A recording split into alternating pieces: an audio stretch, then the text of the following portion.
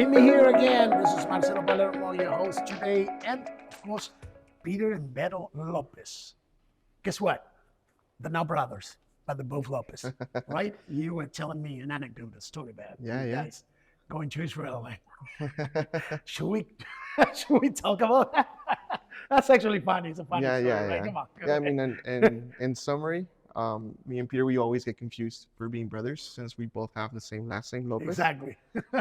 When we first started in business, I could probably say our first 2 or 3 clients probably said that if we were brothers, and since we were new and we were nervous, we just said yes. Of course. So Why not? so we kind of took the lie for a very long time for us to just drop it at the end, and we just ended up telling people that we were brothers a lot of the time. But in one of those instances, we had an opportunity to travel together. And one of the requirements is that we had to be family members. Yeah. And Hence, and Lopez. and hence being Lopez, we were talking about the situation. I went down to his house. He presented me his whole family because they were going to ask me personal questions about his family. That's so cool. His grandma, everybody. We got to the airport to do the whole interview because we were traveling. It was a Jewish thing. So they don't all do this. Oh, okay. You had to be Jewish. Oh yeah. And you're not, so you had to. Yeah, it was a Jewish trip. I'm Jewish, but not by family. Yeah. By family. By adopting the faith. by adopting. Yeah. And Peter has family that's directly Jewish, his grandma.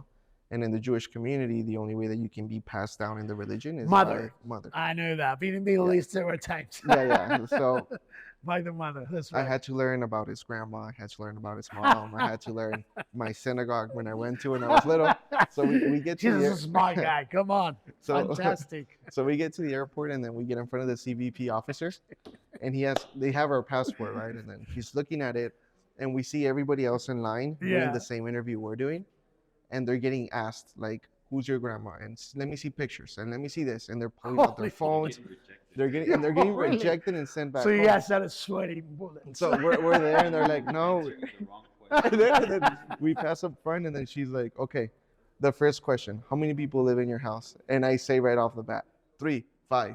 And they're like, "Well, we're 5, but 2 of them just moved out." Yeah, so And then he's we like, cannot "Okay." technically count it. Yeah. And then he goes like, "Okay, what's the last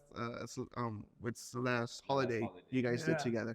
And I say Pesach immediately. Exactly, yeah. And he says Hanukkah. Okay. Now take in mind. Well, I this do is- remember. Like we're in July, so they kind of fit in a way. They're like, well, it's because he did it with part of the mom and I did it with my dad. Correct. We answered every question different. Nice. The officer just grabbed our passports, gave them back to us, and then gave us our plane tickets and just wished us a good flight.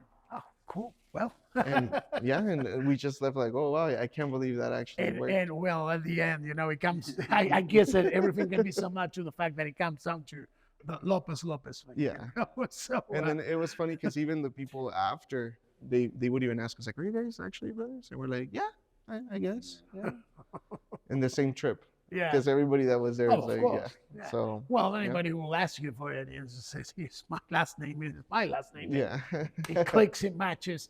So, Beto, Peter, I mean, you guys created Minsky, this innovative company about technologies that, as you said, we are always there, yet never there yet. Yeah. But you're moving forward. You've been very successful, very young entrepreneurs, and you have a bright future ahead of you. Yeah.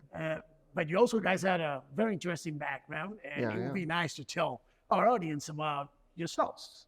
Once you start, academic background, and even hobbies. Come on, All right. So, Peter, Beto, Peter. Who goes Yeah. first? I'll start. All right. So I'm Mexican. My family majority is Mexican. We're Latinos, both of us. And specifically, I mean, I've done all my life, a huge part of my life, it's here in El Paso. Mhm. I went to UTEP. Were you born here in El Paso? Yes, I was born in El Paso. My parents and all my family's from Mexico. We're border towns, so it's easy for us to go back. Not all from Juarez, but from different parts. Yeah, from different parts. I have family in Durango. I have family in Veracruz. Correct. Cool. Yeah. So You know about good fish dishes then. Veracruz. I Pescado a la veracruzana. Oh, Ay, mi yeah, madre, la qué mojarra. rico. Mojarra. la mojarra He frita. knows. He knows. Yeah. One or two things. But yeah, I mean, majority of my family is from Mexico. I was raised here in El Paso. I went to college here in El Paso, but I did majority of my high school in Mexico. And once here in university, almost in my last years, I met Peter, and we started talking about this whole side of software. Now, keep in mind, El Paso is not known to be a tech city. Absolutely. Juarez is not known to be a tech city. UTEP is not recognized for its computer science. It has a very nice computer science building, but it was not known for its computer science. But it is department. recognized as a top Engineering, yeah, it is recognized as a top university. engineering university in Texas as well. Mhm. So, as we were talking about all of this, we already started on the left foot. Latino community doesn't get a lot of funding in the tech world, so we would Yeah. talk about, hey, let's come up with something that can make us money so we can fund the project and at the same time build the project from there. So as we kept on going with the company and so on and so forth, I always say that, so on and so forth, we were able to build and produce at the same time. I mean, build and sell at the same time. Like how they say, estás haciendo tu paracaídas mientras vas cayendo.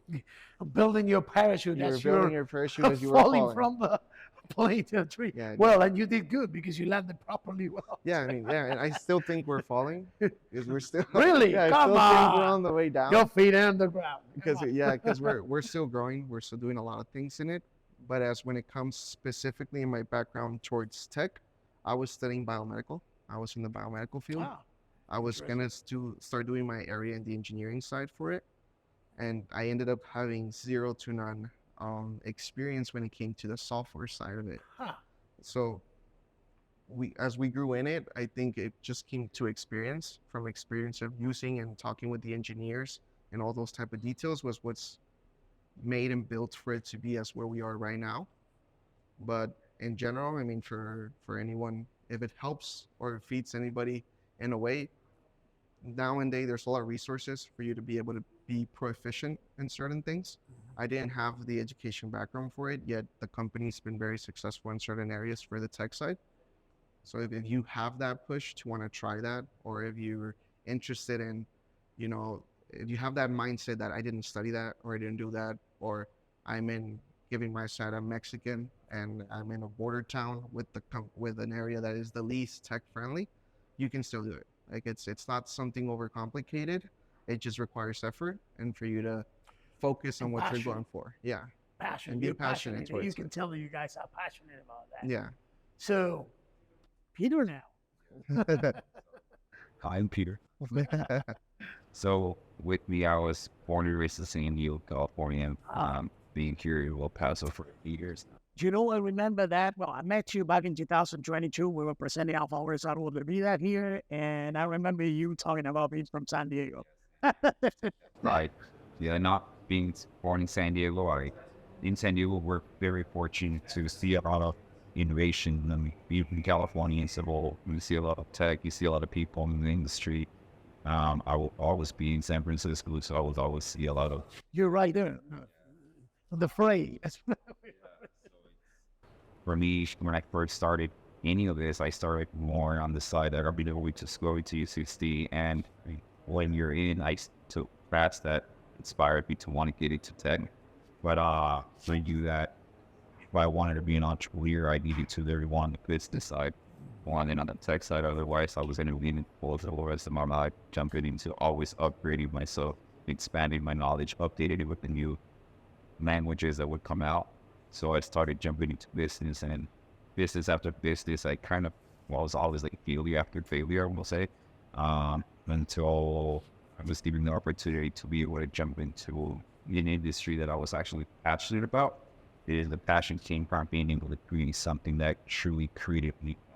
Correct. So it was something that we all have, is that we never had just monetary value of an impact. It was not so much how much money you can make, but so much how much innovation can you create. Exactly. And that we both drove. That was our drive. And so one of the biggest impacts that we were able to have is that we did with this philosophy that it's different when you build something when people give you money than when you earn money. And so for us, a lot of the tech industry, you get a lot of venture capital, you get a lot of investment right at the back, giving a huge percentage of your company up right away. And for us, we knew that that was going to be the case, that we needed to really hustle our way through the money. We've been with Strat till now, 2 years in, and mean, as far as evaluation, we have a pretty high evaluation. We were able to get across maybe 4 companies, 4,000 users, nearly a $55 million evaluation for the first year and a half. And so with that, it's more of a combination of engineering, combination of hustle, combination of being Hispanics, and knowing that we don't have the same Advantages of other people, and that same hustle allowed us to say, this was the perfect industry. And industry reason why this industry, there's a lot of Hispanics, a lot of Latinos having been contractors, being sales organizations, not being able to really know how to do what they do. But if we be creating the tools that we did, they were able to grow, and with their growth, it was impacted our locus. Fantastic. If you guys had to define it, I'm going to ask you, well, in one phrase, Minsky as a company, what would be that phrase? What would that phrase be? I'm sorry. Minsky as a company. I mean, I think we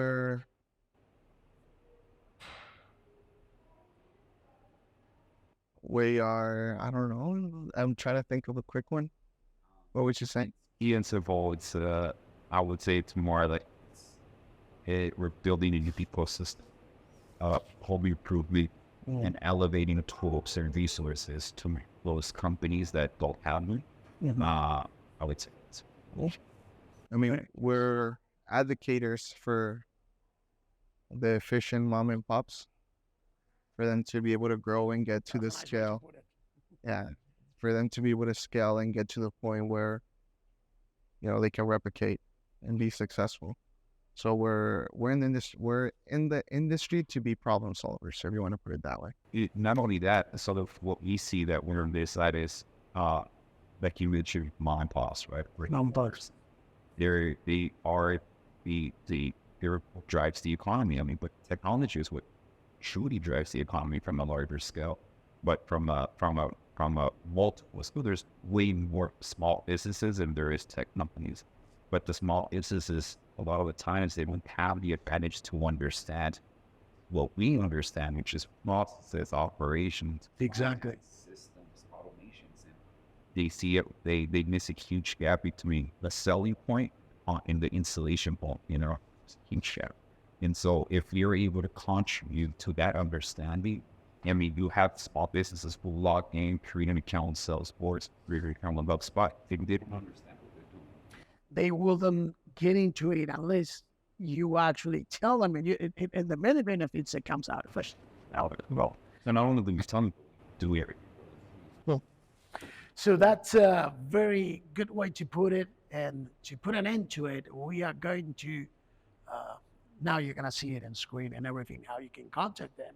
But I will let them tell you, if you're a small, medium, even a big business, a big company, you can get great benefits of working with people like the Lopez, Minsky. How do they contact you guys? They have to contact your phones and everything. We have everything on screen. Yeah. But if you want to mention anything, we'll have it. If there's anything, you could always find us in our website. It's minsky.io. As well, you can look for us in our social media accounts. We're called minsky.solar, I believe, on Instagram. Yeah. Mm-hmm. We good there? I think so. Yeah. And you know why I'm actually asking you guys to say it online? Because this problem is going to go worldwide. Okay. And we are in a global tech kind of global village. And we have to say it that way. And the more we project ourselves, the more we have chances to interact. And you might have some small, medium, big companies right there saying, hey, you know what? That sounds interestingly amazing. Yeah. I want to contact them. So again, Fabian, of course, tenemos todos los datos en la pantalla, así que we have all the data and information on the screens, but it's always good for you to hear from the owners themselves. Yeah. The Lopez brothers. Nah, they're not brothers, but they look like, they're life brothers. Why not? And this is Minsky. Guys, thank you very much. All right, thank you. All right. I'm Marcelo Palermo. Meet me here. I'm your host. We'll meet you again next week.